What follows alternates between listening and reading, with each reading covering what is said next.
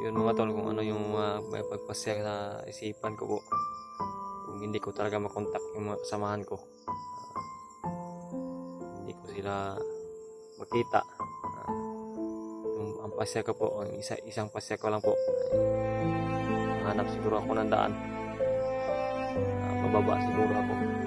Hindi. Para sa kaarawan ko ay nandoon ako sa bahay namin, sa bahay ko, sa kubo ko. Yun. What's up tol? Isang palang araw naman sa inyo lahat yan. Pagpasensyahan nyo na po mga tol. Ngayon lang po ako nakapag-video. Kasi namblima po ako sa cellphone ko kasi nalubatan po ako. So yun, naghanap ako ng paraan po mga tol. Makakita ako ng pwede ko na pag-chargean ng cellphone ko. Isang araw ako na naglakad. Umanap ako ng pwede ko na pag-charge ng cellphone ko. So yun mga tol, may nakita pa akong tindahan. At doon po ay nakapag-charge ako. At malayo-layo po yung pinanggalingan ko. Nakita ko na tindahan. Buti na talaga iligtas ako na nakapag-charge at bumili ng pagkain doon. At kumain ako doon ng mga tinapay po at biskwit. Talagang napakabuti po talaga ng Panginoon po mga tol. Sa anumang problema o pagsubok na mga dumating po ay talagang hindi po talaga ako pinabayaan dito na ako lang mag-isa. At naghahanap din ng paraan para makapag-video ulit, para makapatuloy po sa paglalakbay. At so yun po mga tol, nabalitaan po ako. Nakita ko yung channel ni Brad G-Ward pala. Matagal-tagal na rin po siya pala na umakyat. Ilang araw na din siya na naglakbay. Subaybayan ko po yung mga video niya. Tinignan ko po ng maigi. At nung nag-video pala ako mga tol, patungo sana ako doon sa pinanggalingan ng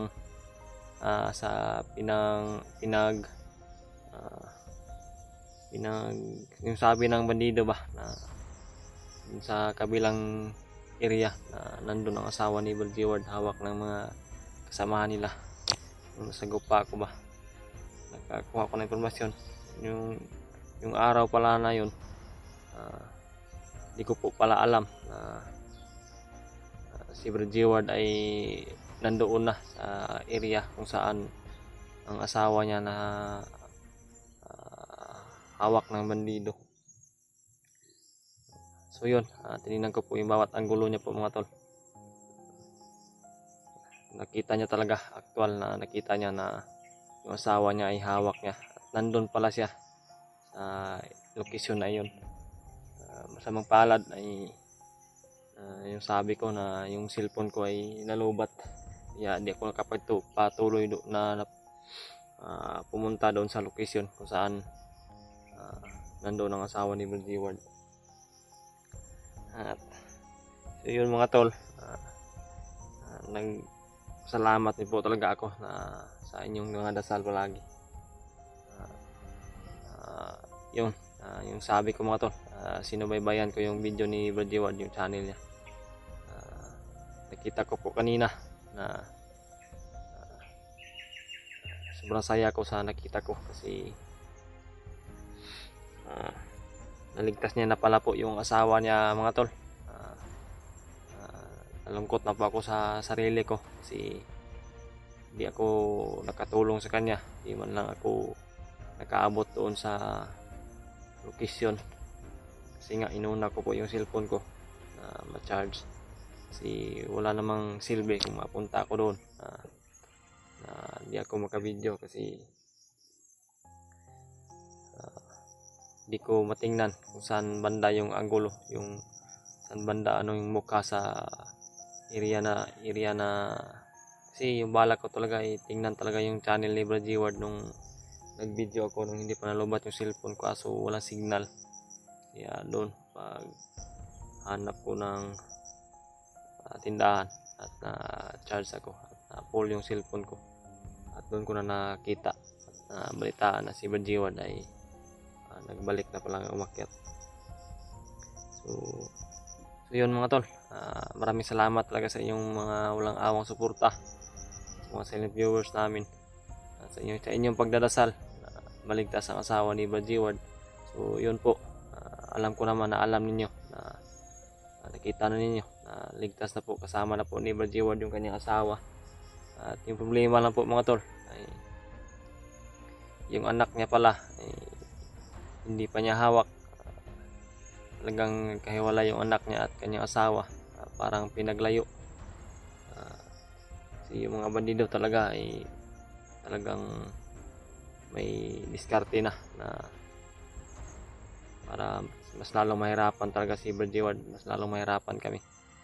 At tsaka po mga tol, tinignan ko rin po pala yung video nila Brad Remart at ni Brad Julio. Masaya rin ako na laman ko na nagkita na po pala sila ni Brad Remart at ni Brad Julio. Magkasama na po sila ngayon at yung hinahanap nila yung asawa ni Brad G-Ward, hindi ko alam kung alam na nila na magkasama na si Brad G-Ward at yung asawa niya. Ipaabot niyo po sa kanila ito mga tol, yung video ko, para tingnan nila kung may signal sila na mahagip, may signal yung kanilang cellphone. Pakashare po sa kanila itong video ko at yung video ni Brad G-Ward na magkasama na sa kanyang asawa. Sa ate ni Brad Remart, kasi yung asawa ni Brad G-Ward, magbayaw po sila. Kaya sa mga hindi po na wala pa pong alam, so yun, ay paabot po ito yun lang po yung ko sa inyo. Ipaabot niyo po itong video nito. So yun mga tol, sobrang saya ko po na nakita ko yung mga kasamahan ko tulad ni Brad G-Ward, Brad Julio at Brad Remart. Magkasama na si Brad G-Ward ay kasama na niya yung kanyang asawa, ligtas na niya. Ang kulang na lang po ay yung anak niya. At huwag niyo po kalimutan mga tol na ipagdasal niyo po yung bata na sana iligtas na po talaga yung bata. Sana nasa mabuti. Kasi si Brad Julio at si Brad Remart ay magkasama na. Sana ay tuloy-tuloy na po na makita namin ang buong pamilya ni Brad G-Ward. Yung kulang lang po ay yung anak niya na isa na hawak din ng mga kupal na bandido po. Tinignan ko rin po yung video nila Brad Buds at yung mga ibang kasamahan namin. Parang sobrang layo na talaga namin doon.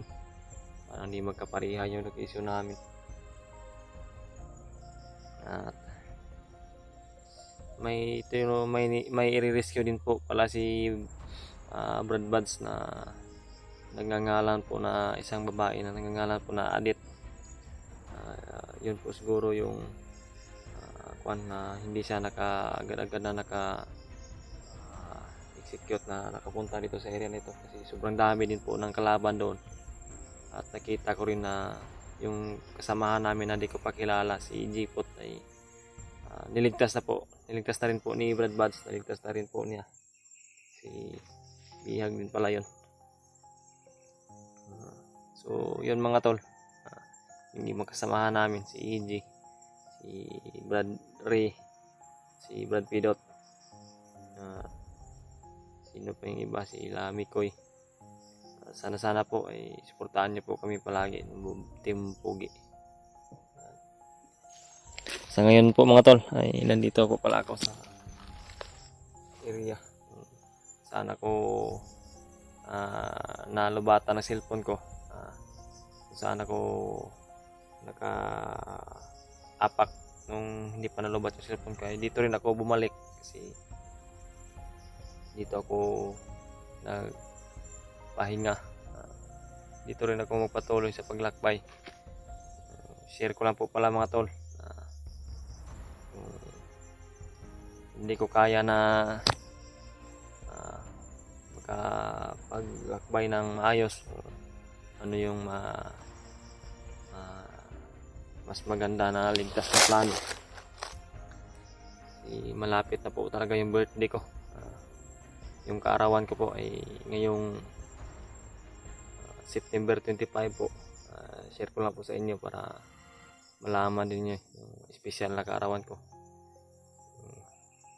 So yun mga tol, kung ano yung may pagpasya sa isipan ko po, kung hindi ko talaga makontak yung mga kasamahan ko, hindi ko sila makita, ang pasya ko po, ang isang pasya ko lang po ay hanap siguro ako ng daan. Bababa siguro ako kung pwede, para sa kaarawan ko ay nandoon ako sa bahay namin, sa bahay ko, sa kubo ko, para makita nyo rin yung pinapatayo ko na kubo. Mag-update ako doon, at miss ko na po yung anak ko rin at yung asawa ko, kasi nung bumaba kami ay hindi ako nagtagal doon, hindi ako nakabawi sa kanila ng time, ng oras. Kung ano man yung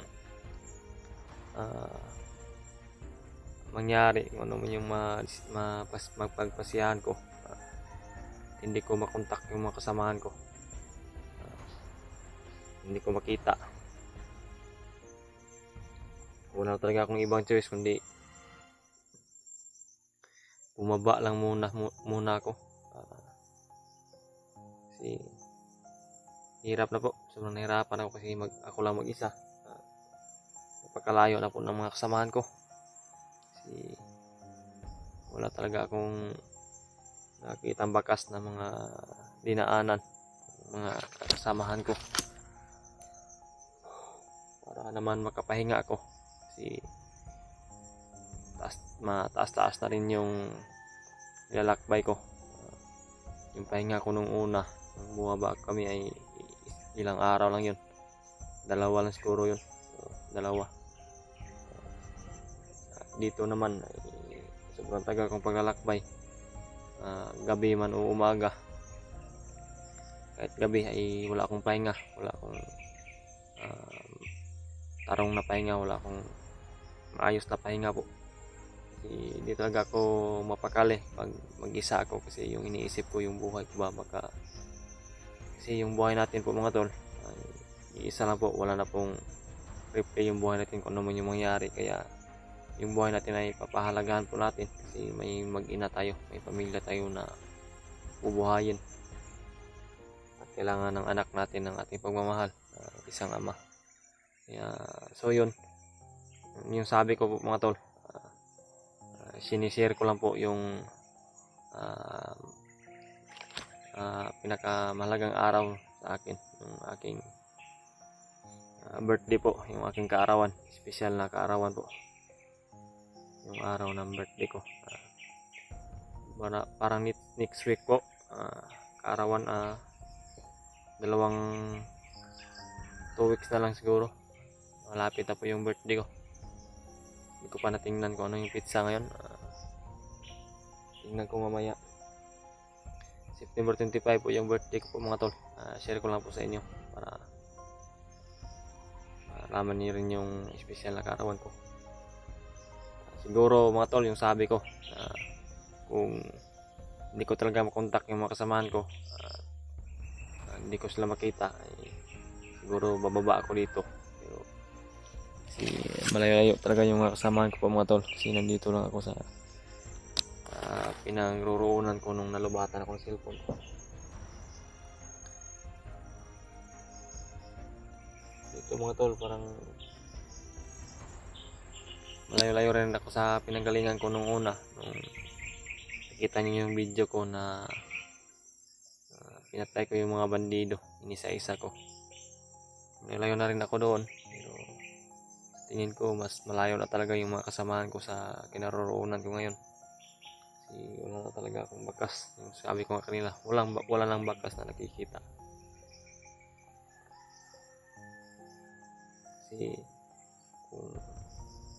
kailangan ko naman talaga na bababa po kasi sobrang pagod ko na talaga. Wala na rin akong ligo-ligo, wala na rin, kailangan ko na rin magpa-gupit sa buhok ko kasi sobrang kati na, parang yung ulo ko po ay parang may mga sugat na sa kakalo na ganito, sobrang kati. At yung suot ko sobrang baho na rin po mga tol.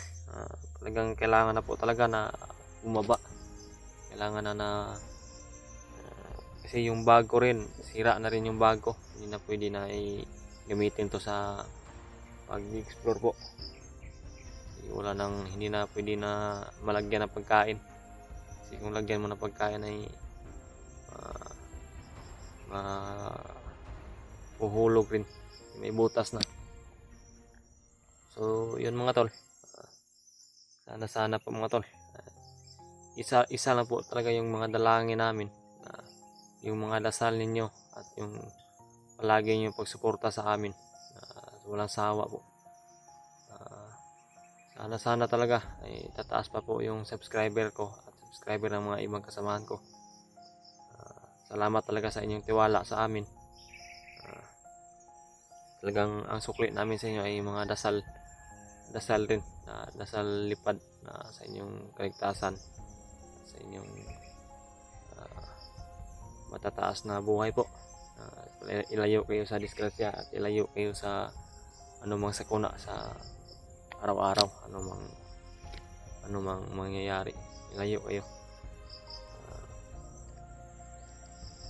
Ngayon mga tol, talagang magpapahinga muna ako dito, relax muna ako dito kasi talaga yung lakbay ko sobrang layo talaga na pinagalingan ko. Naghanap ako ng aking pwedeng mapagbilan ng pagkain at pwedeng mapag-charge ng cellphone ko.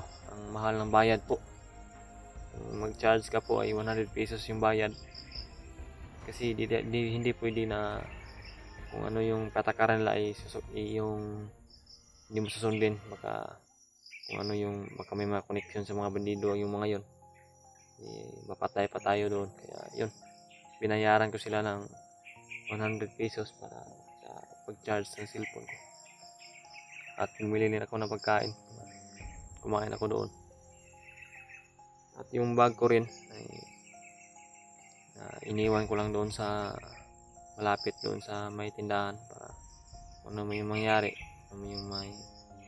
doon ay mabilis na makatakas ako. So yun mga tol, ay sa ligtas na ako naman ay walang masama nangyari po, ligtas po ako, at nakabalik po ako dito sa kinaroroonan ko nung nalubatan ako.